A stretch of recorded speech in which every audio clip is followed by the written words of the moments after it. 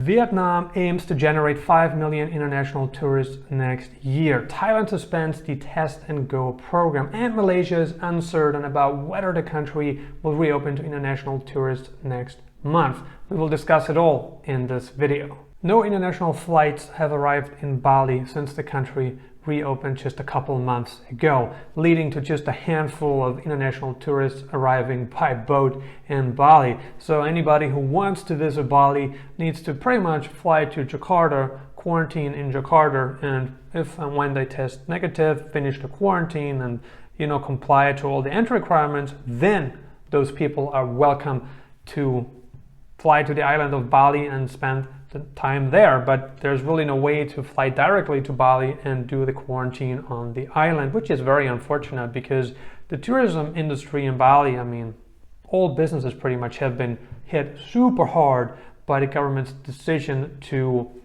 close down, enforce these tight entry requirements that make it practically impossible for anybody to visit the island. What is happening in Malaysia? Malaysia has had a little bit of a tough time, has been very indecisive when it comes to reopening the borders, but from what we're seeing right now, it doesn't seem very realistic that the country will reopen to international tourists next month.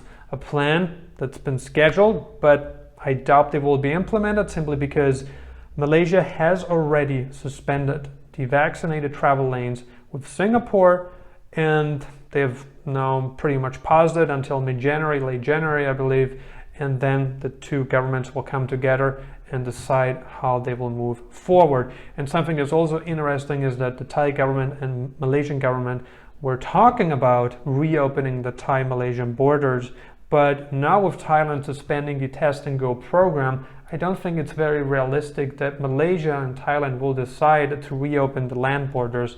I just don't see it. Cambodia has been one of the most consistent countries in Southeast Asia because the country said, you know what, we're gonna forget about the zero COVID policy because it's not really implementable. It's not practical. So they said, you know what, we vaccinated 80% of our population. I actually think it's far more than 80%. And now we are boostering our people, and I think they're at 19-20%. But as more and more Cambodians are not willing to get their booster shot, the government is now talking about implementing an aggressive campaign to convince more and more Cambodians to get the booster shot. The good thing about Cambodia is that you can enter the country on a 30-day tourist visa, and once you arrive, you can find a visa agency and get a 12-month visa. I know some people who have done that with success. They have done it successfully. This would be a way for you to get into Asia because Cambodia, if you're fully vaccinated, unvaccinated, you can go to Cambodia as a tourist, right? If you're fully vaccinated, tested negative prior to departure, and also tested negative upon arrival, you're free to go. You can travel throughout whole Cambodia. It's not a problem. Should you arrive as an unvaccinated traveler, then you're also welcome, but you need a quarantine at your own expense. Also, you pay the test yourself, and once the quarantine is finished, right, once you're through the process, you test it negative, then you're also free to go. So Cambodia is one of the better countries to visit in Southeast Asia right now. Thailand suspended the Test and Go program, something that didn't sit well with a lot of people that had already booked their vacation, they had booked their flight, their accommodation, insurance and everything, but they haven't been issued the Thai pass yet. So if you're among the people who have already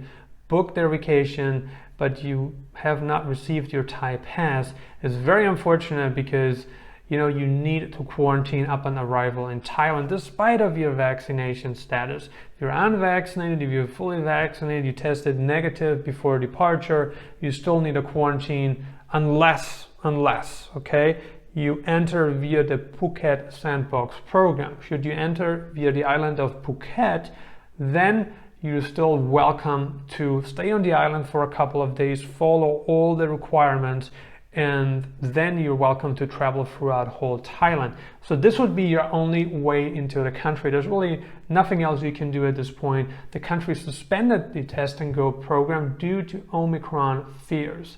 But the problem is that Omicron cases have already been detected in Thailand. So it's not like closing the border now. I mean, they're not closing the border, they're just putting tougher restrictions, tougher entry requirements in place to avoid more imported cases, more imported Omicron cases. But Omicron is already in the country. So if it's 5 cases or 15 cases, doesn't matter. It's spreading. It's spreading. So I think this will not prevent it. Vietnam is scheduled to reopen to international tourists next month. But the country announced that fully vaccinated and recovered travelers are welcome to arrive in Vietnam in January. They need a quarantine for 3 days, right? And you need to test negative before departure, and you need to also do 2 tests when you arrive. So actually 1 test upon arrival and a 2nd test on day 3. Now, how many people would want to put themselves through this process? Because there's countries, or there is places like Cambodia or Phuket where you can enter, without having to do all the quarantine stuff, because it brings a lot of uncertainty, right? And Vietnam said, we want to generate 5 million visitors, so 5 million tourists. We want 5 million people to visit our country in 2022. But how realistic is that to happen under the current requirements? Is that realistic? I personally don't think so. Because if we take a look at Thailand, only 100,000 people visited Thailand in November 2021, only 100,000 people. And with Vietnam's 5 million, I mean, the government's pretty much saying, we want 400,000 international arrivals in, each month of 2022. It's just not very realistic, because Thailand had 40 million visitors in 2019 and Vietnam only had 18 million, right? So I think it's going to be difficult for the country to achieve such a high number, but things can change. Should the country remove quarantine altogether and possibly also allow unvaccinated travelers in, that are okay with doing all the testing and maybe a couple days of quarantine, that could lead to 5 million visitors in 2022. But otherwise, I think it's gonna be tough. Which of the discussed countries are you planning to visit in 2022? Leave a comment below and let us know. Consider subscribing if you haven't already. I'm uploading new videos on digital nomad locations, travel updates, and visas several times a week right now. I highly recommend that you grab a completely free copy of my ebook,